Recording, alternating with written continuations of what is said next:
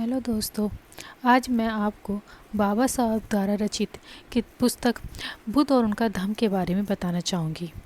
बाबा साहब ने यह पुस्तक वैसे तो अंग्रेजी में लिखी थी, पर मेरे पास इसका हिंदी अनुवाद है जिसको लिखा है सिद्धार्थ स्वरूपबोध जी ने।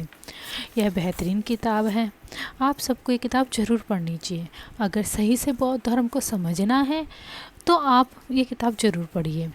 बाबा साहब ने इस पुस्तक में कहा है कि मैं हिंदू धर्म में पैदा हुआ, ये मेरे वश की बात नहीं थी, किंतु मैं हिंदू धर्म में मरूंगा नहीं।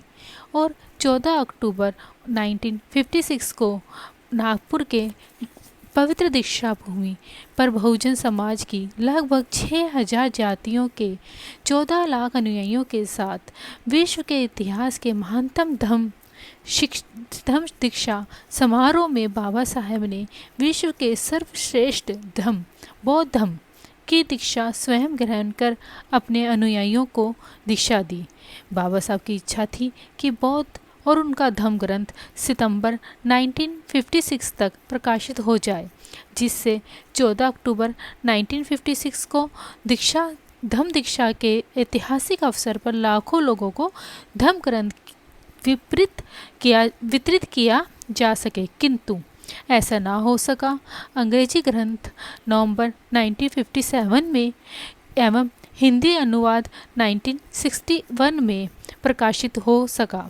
इसी कारण ग्रंथ में कई जगह असंगत शब्द एवं घटनाएं जाने अनजाने में आ गई हैं। बौद्ध और उनका धम्म ग्रंथ के परिचय में बाबा साहब लिखते हैं कि उनका ग्रंथ स्पष्ट, सुसंगत, विश्वसनीय और तर्कसंगत है।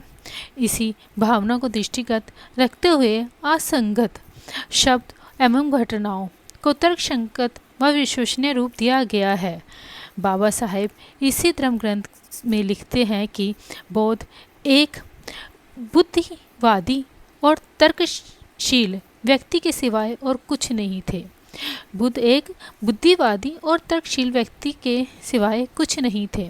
अतः जो बात बुद्धिवादी और तर्कसंगत हो उसे ही बुद्ध वचन के तौर पर स्वीकार किया जा सकता है।